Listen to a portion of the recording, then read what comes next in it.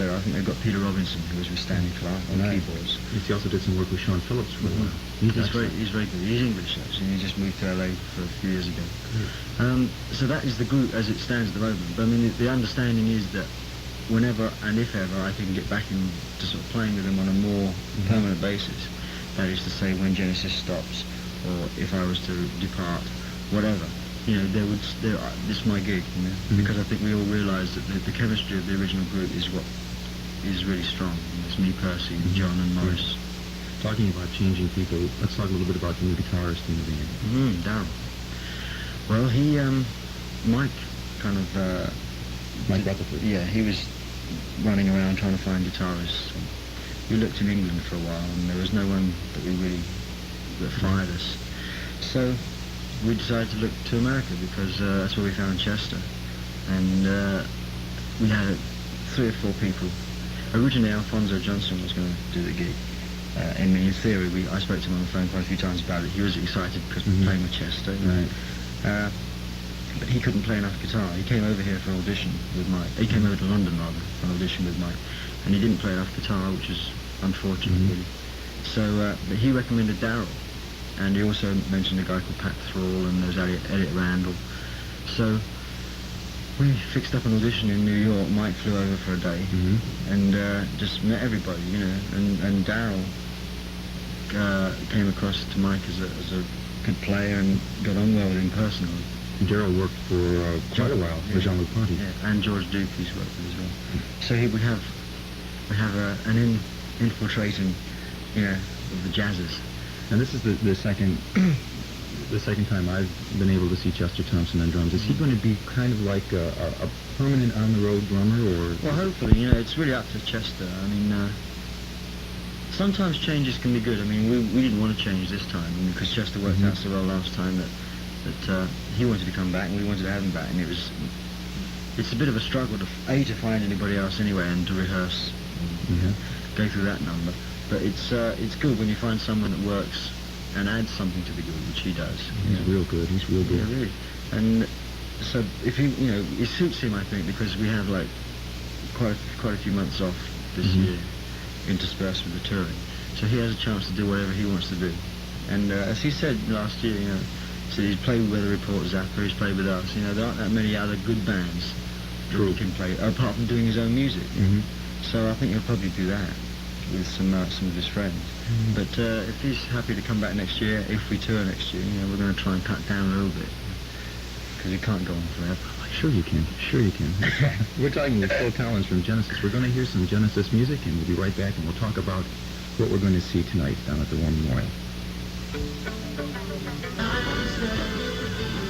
We're back talking with Phil Collins from Genesis. Now, when I drove into work this morning, I went by the War Memorial, and I counted 6.5 semis. That's an awful lot of equipment for one band. My wardrobe. I got 6 dozen T-shirts, 4 dozen trousers. What are we in store for tonight? How much equipment can you put on a stage? I don't know, actually.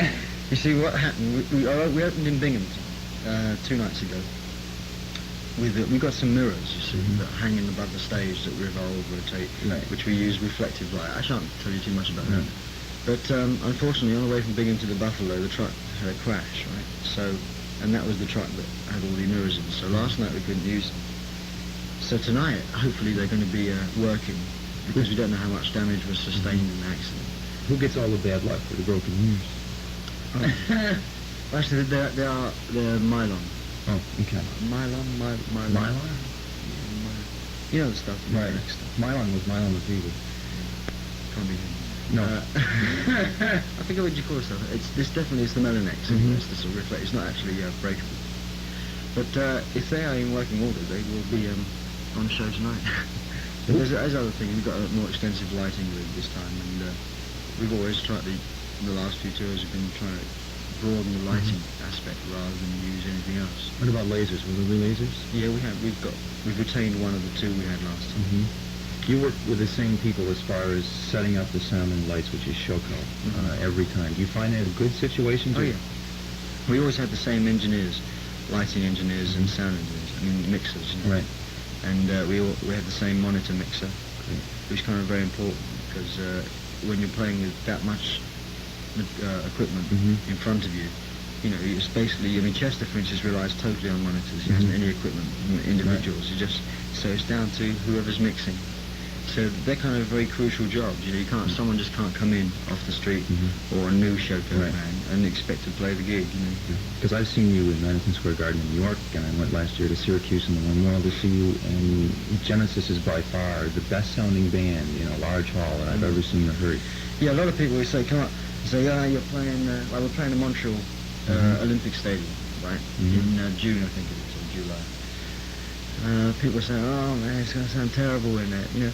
But we have good people, you know, and we take a lot of trouble as to how we sound and how we look, you know, lights-wise anyway. We just dress in rags, but I mean, actual stage always looks nice.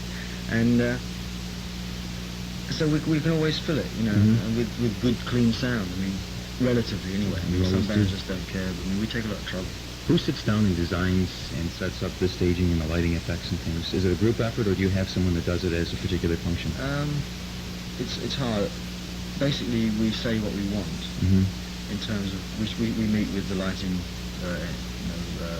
Designer, right? And he comes up with a few of his ideas. We come up and say, well, it would be nice to use this, or it would be nice to use that. Can we do it? And they work out if they can hang it all from the roof and all that kind of stuff. And we do have these boffins from Amsterdam who've been working with us since the Lamb. They've always done the slides and the lasers and some special effects. They designed the mirrors for this time. Great. And they're on the road with us. And they come to us with ideas that they know us. You know, they come with ideas to us that they think they can use, or that they think we can use. So it's a group effort, you know, not only internally, you know, the three of us, but also with other people as well. You mentioned a couple of things that Genesis can't go on forever, and I think all of the fans would probably disagree, but what about solo projects? Other than your involvement with Brand X, what about Michael or Tony? Are they going to do... I mean, I'd like to do my own album, and I think Tony and Mike would too. But no, when I sit down, I don't wish to sort of cause panic in the street. I mean, it's not like we've actually thought, well, this, you know, we're coming to the end, aren't we, boys? It's nothing. No, it's nothing like that. Because it's just that you kind of, your position changes a bit. As opposed to being a band that's on the road 6 months of the year, we'd like to be a band that's on the road 3 or 4 months of the year. So you kind of concentrate it a little bit more. I mean, that's why the three of us are still in the group, you know, because we enjoy knocking off each other's music, you know, and playing and writing together. And as long as the enjoyment's still there, then that's probably what we'll carry on doing it. But you do have to move into a certain area, you know. I mean, people like to think this is a safe group, you know, and they'll always be there, the 5 of them, and they can identify with them. But, you know, to some people, probably the group has lost something with the fact that Peter left and then Steve left. But, I mean, you have to change and mature and develop into different areas. But we'll still be making records and we'll still be playing. It's just that, you know, at one point you have to change. Like I said earlier, it seems that the longer that Genesis makes music and makes records, the more popular they get, which is, you know, to your credit. Seems to be the way, actually. And I know that from my past experience that there'll be an audience as long as you want one, as long as you keep, you know, true to like what the three or the Genesis idea is all about. Yeah. And all I want to do is just say thank you for the music, first of all, and thank you for coming down and talking to us. Pleasure. Phil Collins from Genesis, thank you very much. Sure.